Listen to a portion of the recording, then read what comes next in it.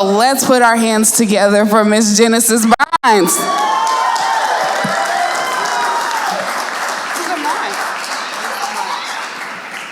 Hey everybody, how you doing today? All right, that was quite an introduction. Honestly, I'm feeling it right now. Okay, so I actually forgot about the not using up the bottom 25% for the closed captioning. But basically this says how to succeed on the other side of entering tech, right? I think that you guys have, who uses Twitter in here? Black Twitter, you guys have all seen how to crack the coding interview, how to transition into tech. But something that I really want to tap into is how to actually succeed once you do that. And I'll give you guys a little bit about my background so you understand why this is so important to me. So as mentioned before, I'm a software engineer at Meta. I am a director of social engagement and text giving. I love food everywhere, honestly. But prior to this, I went to Duke, I majored in computer science, and I failed out of school. That's something that I talk about pretty freely because of the fact that I think it really helps a lot of people when you discuss it, but it was a matter of when I started college, I was an ECE major, electrical computer engineering. I majored in that because I was like, I don't really know what I want to do, but I want to learn how to think like an engineer. I want to learn how to problem solve, all these things. I got to college and I was having a blast. I'm not going to hold you. But then at one point, I was no longer having a blast. Mental health took a toll, and I started to sort of second guess why I was there and second guess my purpose. And that being said, I ended up failing physics and statistics in one semester. Both of those things, as soon as the Greek alphabet starts getting involved in math, I'm not going to lie, you lost me, But either way, if you fail 2 classes at that school, you end up having to leave and then reapply after you get like an internship or something like that. So my GPA was not that good. I reapplied, I got my degree, and I finished. Thank God. Yes, of course. So I wasn't about to have my parents in debt for nothing. So either way, I finished my degree, and afterwards I was really struggling to figure out, how do I break into tech? What do I do? I have this top 10 school, whatever degree, sure, it's cute, but what can I do with that? So I ended up on Indeed, on these websites, and I found a boot camp. I would love to talk with you all. If you follow Techsgiving, you'll hear a lot of Tech Talk Tuesdays about boot camps and things of that nature and entering the tech space. But I went to a boot camp that I felt like I could trust because it was low-key, mutually assured destruction, right? It wasn't one of the ones where you have to pay $17,000 up front. It's free, they house you, they pay for your education and things like that, and then afterwards you work for them for 2 years. And I figured this is a great first entry step into my career, so I did it, and I ended up doing really well, and I was hired to be a trainer for that boot camp. So I taught full stack web development for 3 years, and I'm here, helping hundreds of people get their first step into their careers. After a while, I realized I no longer wanted to teach. I'm sure you guys can imagine teaching adults as a Black woman I was 25 at the time. It ended up being a lot more emotional stress than it was technical stress after a while. And I was no longer willing to have that labor on me. So I figured, you know what, let me see what's in my LinkedIn emails, because I'm getting them every day and ignoring them. And I check my LinkedIn, and there's someone who's like, final attempt, Facebook. I was like, girl, what are you doing ignoring these blessings that God has for you? So anyways, not to make it religious, but whatever deity you talk to, or not. Either way. So I ended up responding to the email. I get my job at Facebook, and I realized that I was incredibly underprepared, because no matter how much I knew how to code, there was so much more to the job than just code. And I want to talk with you all so that you don't have to wait the 2.5 years, do all these basically go through the pain. If anyone's new in tech or transitioning into tech, give you guys some tips and tricks that I've learned along the way to succeed. So, Facebook uses this really cool, I thought it was honestly really cool, 4 axes to measure performance as a software engineer. It's engineering excellence, impact, direction, and people. There's another thing that I'll talk to you all about later, but I do think that this structure is very useful. So I'll talk to you about it. Project impact is going to be a lot of quantitative results. How do you feel, or how did what you built actually change the end result of the company, right? We need to see numbers, we need to see things that you've done. And I wasn't thinking in terms of numbers, honestly. It was just honestly vibes when I first started. Engineering excellence, I thought that meant numbers of lines of code. But when I continue to grow in my career, I'm noticing there's a lot of things that have to do with just general code health, code quality, and also just communicating very well with how you're improving your engineers around you. Direction, of course, that's going to be something that you really need to learn as you want to grow as a tech lead. How can you see a problem and then grow that problem from 0 to 1 product? And then lastly, there's people, because you as an engineer, I think that's something that I found really interesting when I first started working at Facebook. Outside of people for some reason giving me all of their moral and ethical compass, like BS that I didn't ask for, was people saying, don't you feel like a cog in a machine and things like that, right? Because there's 40,000 plus people who work there. And something that I find really interesting is that I don't at all feel like a cog in a machine. I sort of feel like everything that I do matters. And I think that everyone feels that way because there's so much to do. And I think that if you take ownership of your career and you take ownership of the community around you, it's invaluable, it's immeasurable, it's priceless, right? So that's something that I want to talk to you all about today. So the first thing that I'll talk to you about is engineering excellence. When you guys think about what makes a good engineer, did anyone think, okay, I have to write like 100 lines of code a day? You know, the amount of lines of code? So when I first became an Android engineer, I did it because I wanted to work with Java. It was my first language, my first love, if you will.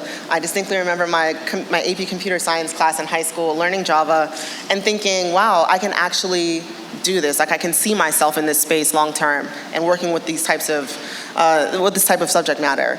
But of course, as soon as I become an Android engineer, Instagram moves over to Kotlin, I have no idea what the hell I'm doing, right? Whatever. Point is, there's a large, in the Android community, migration from Java to Kotlin, 2 different languages, they compile to the same thing. But one of the benefits of using Kotlin is that you can do the same thing in less lines of code, right? So I found that it's really sort of counterintuitive, and I had to unlearn a lot of things where I was like, okay, this diff, so whenever we commit code, it's a difference, so like, you know, that's what they would call them, a difference in the code base, I presume. Regardless, I was like, this line of, or this has X amount of lines of code, it's less than it would if it was in Java, and I really had to unlearn the fact that that meant a better diff or worse diff or whatever, right? Because it's not about the number of lines of code, it's about the code quality and about the impact in that short amount of code. Because honestly, who wants to read 100 lines of code to do the same thing that you can do in 50? Next, I want to talk to you all about code complexity. I'm sure that you've heard of functional programming. I think object-oriented programming, especially as originally a Java coder, was where my mind was. And I know I can talk to you guys all day about object-oriented programming principles and things of that nature. But as I grow as an engineer, I found that learning functional programming, understanding functions, like the lets, the applies, all of the things where you are moving away from doing excessive loops, but moving towards doing functions that apply over a body, is incredibly important. So if you have taken a sort of lackadaisical attitude about learning functional programming and using it to your best advantage, please do, because I've noticed that in my code reviews, I've gotten a lot of positive signal when I use a let, an apply, a map versus a for loop, right? So as far as code complexity goes, you definitely want to focus on that. Another thing that I want to talk about is code reviews. You, of course, as an engineer, we all know that we need people to review our code. And I sort of took a very passive role in my career thus far, or not thus far, but for a while. And I wasn't actively going into other people's code because I didn't trust myself. I wasn't trusting enough of myself to approve someone's code and say, okay, this deserves to be in the main branch of Facebook and Instagram, whereas I realized that that's not allowing me to grow, right? I need to trust myself to do code reviews, but even let's say I don't make the final stamp on something, what you need to start doing is every single day, 30 minutes before you start your code, go through your teammates' code base and make sure you're reading, okay, this is how this person did this is how they solved this problem, right? And that can help you and your teammates just become, one, closer together as a team, and secondly, help you grow and see what types of code people are writing. And lastly, what I'll talk about as far as engineering excellence is better engineering. I really, honestly, I'm going to sound like a super plug. I'm not going to hold you. I love working at Meta. The benefits are great. But beyond that, there's so much internal tooling that I think is fantastic. And something that we do a lot of, there's one huge initiative that we do for better engineering, and that's taking a couple of weeks, a half, to actually sit, and you're not working on a product, you're not working on anything that's going to be anything new for external users or for your end users. It's really to just go back and clean up your code base, right? I didn't realize how much dead code lived in our code base, or how much, again, like I mentioned with the the migration from Java to Kotlin, how many files, or how much work, actually, I'm not gonna hold you, it was to move something from Java to Kotlin. I broke Instagram low-key a couple weeks ago. I was crying. I was on my office floor. I'm not kidding, literally crying. It was in shambles. But learning how to do these better engineering things, it really does help everyone, and the future engineers, and honestly, future you, when you set dedicated time to cleaning up the code base. So if you guys don't have this initiative in your company or in your team, I'd suggest that in your next all hands or whatever the case may be, just set an actual initiative and say maybe something like, hey guys, once a month we're gonna have a hackathon where we can go through and say, okay, is this function still being used? Can I clean up this deprecated code? Am I migrating this to something else, right? And you guys have just one day a month where you're taking that allocated time to make your code base better. And you'll get the credit for that, even though everyone did the work. Cheat code. Next, we have impact. So obviously everything really just matters on impact, and I always think about, when I talk to people about these roles, I always say focus on impact, because as much as you want to, again, be just vibey, right, and we're gonna say, okay, I'm here, I'm doing a good job, I've done things, you need to think, okay, has this product saved Facebook money, or your company money? Have I made this company money? Have I brought more users to the company? Have I built empathy with my cohort of people, if you will, right? If you're building products and you find that you're not consistently getting products that have the optimal opportunity to land impact, you need to talk to your manager.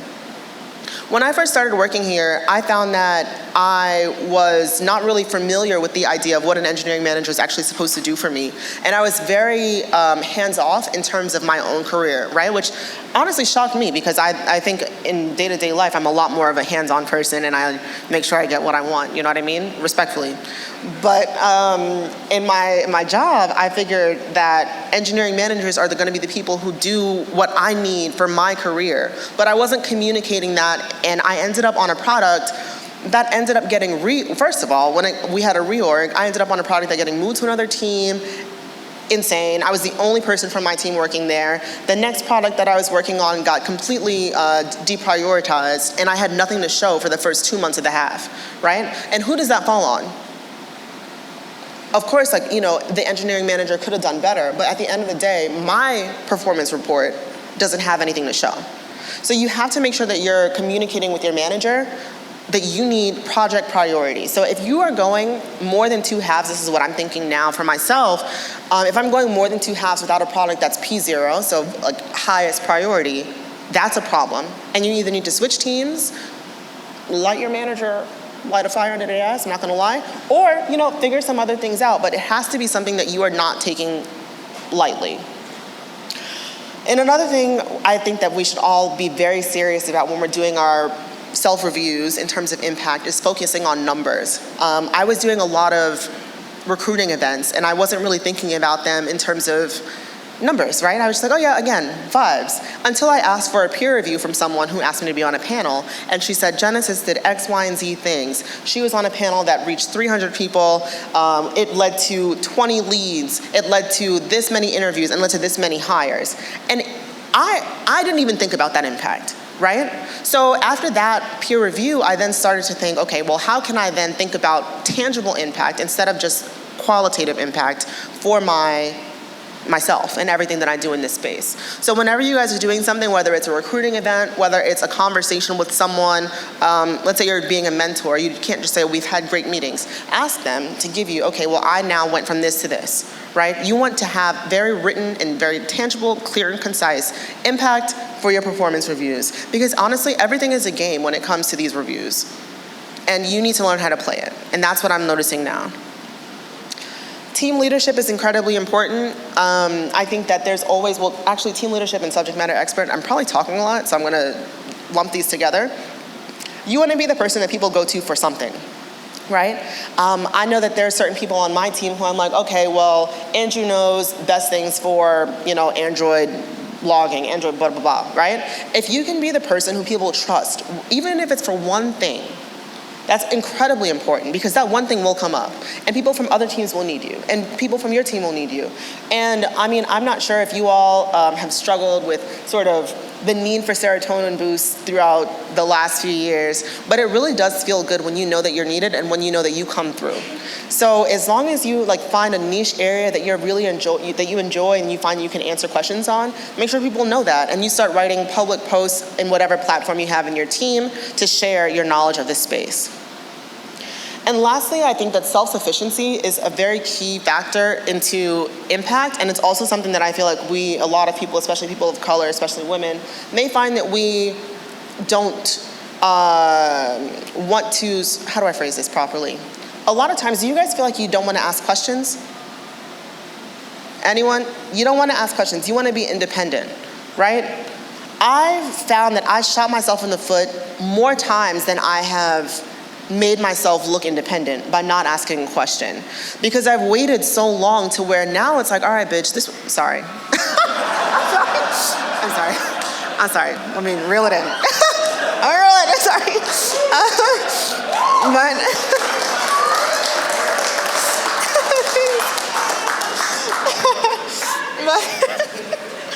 But realistically, if you're working on something for more than an hour that you know John down the hall can answer in 2 minutes, ask John down the hall, okay? There's no reason to be sitting there struggling. And I feel like we should all feel empowered. That I'm gonna wrap this up with confidence, but I really do feel like it took me 2 years to feel like I really belonged in this space. Not because anyone made me feel that way, because I made myself feel that way, and they hired me and gave me money, okay? So I don't know why I was doing that to myself. But I think that we do shoot ourselves in the foot in terms of self-sufficiency because of the fact that I think a lot of times confidence will play a factor, and ironically enough, it's being self-sufficient and being not confident like sort of go against each other. So if you want to be self-sufficient, ask someone for help in the early stages, because once you're there for 2 years, it's going to be really weird if you're asking questions that you should have asked a year ago, right? And people are going to be wondering, why didn't anyone teach you this? Or why don't you know this?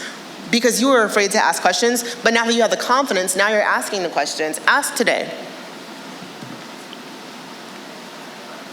Okay, direction. So as far as direction goes, that's basically how you're going to take a project from 0 to 1. Something that I found is that you need to manage your manager. I spoke a little bit about this earlier. But you need to let your manager know from jump. When I just joined Instagram Music, it's awesome. First of all, my manager is fire. He has a record deal. He's a producer, and he works at Instagram Music. Crazy. I feel so blessed. But either way, so I met him, and I was like, hey, I'm going to keep it a buck with you. Brought out the New York and everything.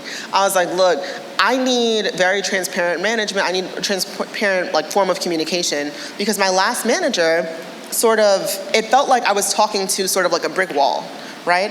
If you're not feeling like you have a connection with your manager, ideally I hope that everyone works at a place where you can switch teams as freely as we can at Meta. But if you can't, sort of figure out how you can work in that space to have an open and honest communication line, because your manager is going to be the first line of defense against reorgs sort of messing with your product, against, let's say you guys don't have a product manager for a bit and you're figuring out how do you own your product and things like that. Your manager is your first line of defense, and you want them to always be thinking about you and your success. So you need to define, all right, well, what do I want to do in 6 months? What do I want to do in a year? And make sure that they know that.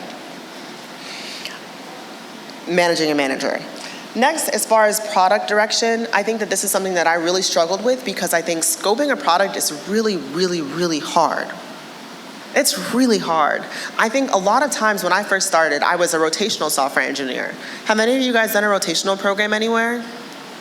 No?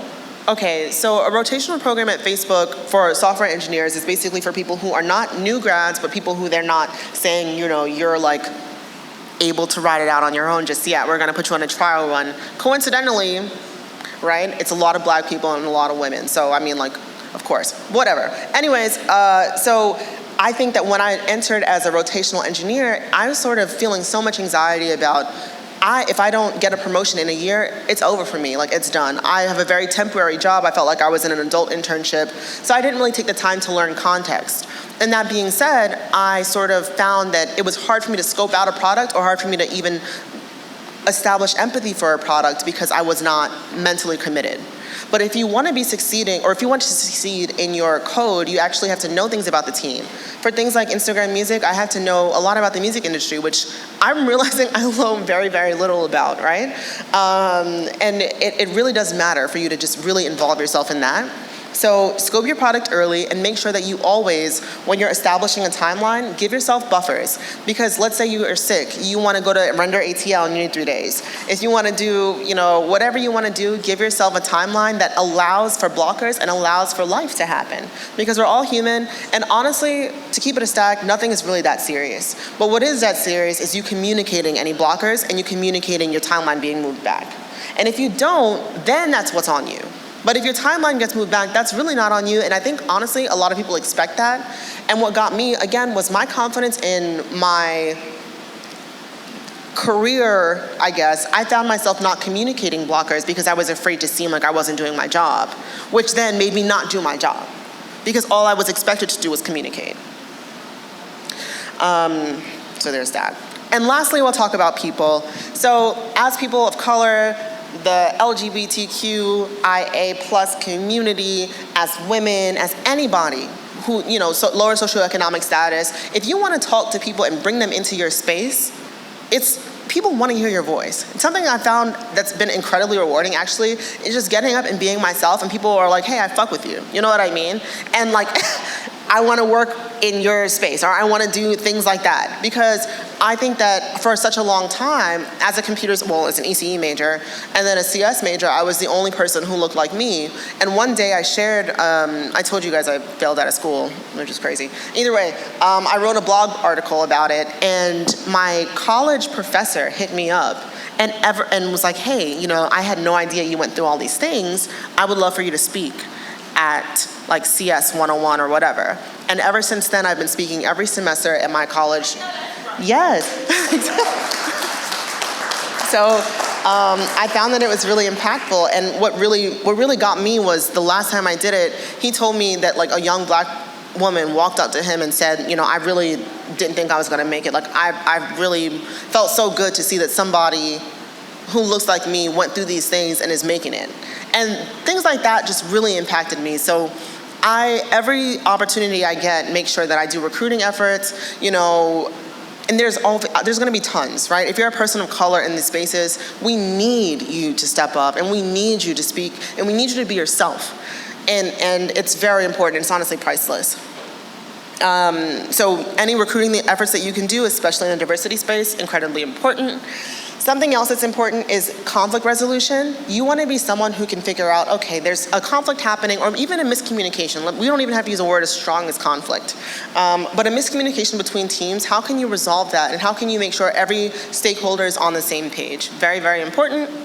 I think that something that I've found value in is becoming a mentee and a mentor, because of course, you always want mentors, but if you have a mentee, then you can decide, all right, or you sort of learn, right, how to even be a better person in your job, and also how to be a better mentee to someone else. I was a mentee at one point, a mentor recently for the first time, officially in the capacity at my job, and I found that when I met with this young woman, she didn't really have many questions. Meanwhile, when I go to my mentor, I'm like, okay, I have this, and this, and this, and this, and we're gonna talk about this today, right?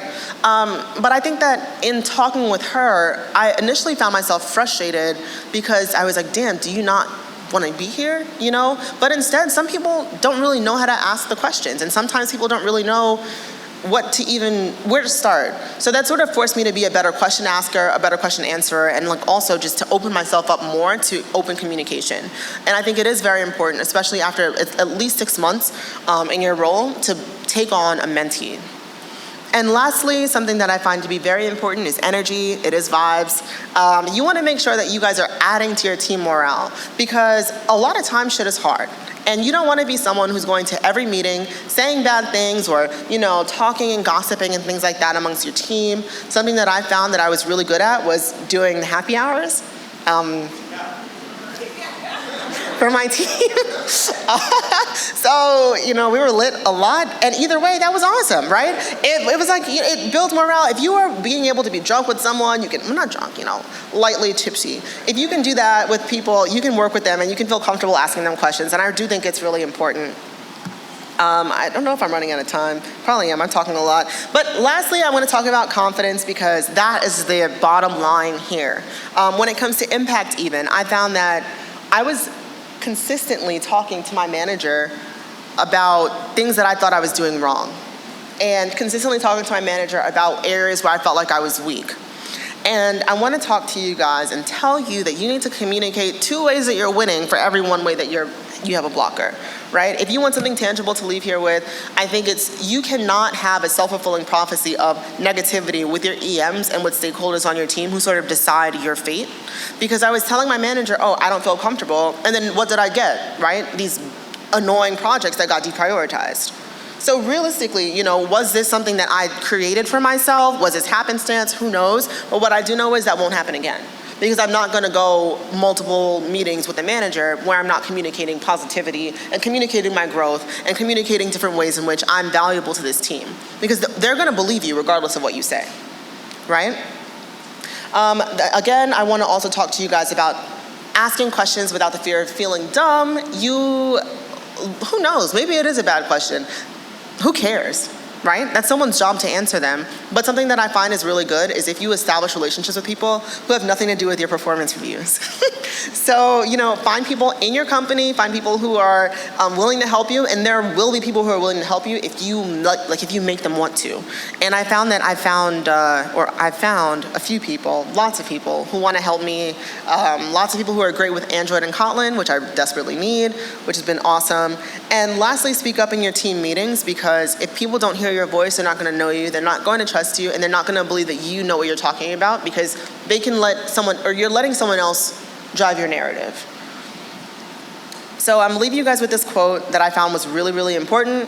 Who cares if you're the least knowledgeable person in the room? Tell everyone what you do know instead. Instead of cultivating confidence in yourself as a result of your success, be confident in yourself from day one and allow that confidence to lead you to your success. And I think that that's something that I found very useful in my career, because when I first got into Facebook, I walked into that interview room knowing that this job was for me.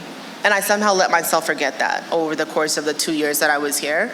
And I'm finally feeling that again, and I feel very blessed, and I feel very, happy. So I hope that you all feel that, and I hope that you guys all leave here, go Monday, walk into your power, and let that lead you to success. Thank you.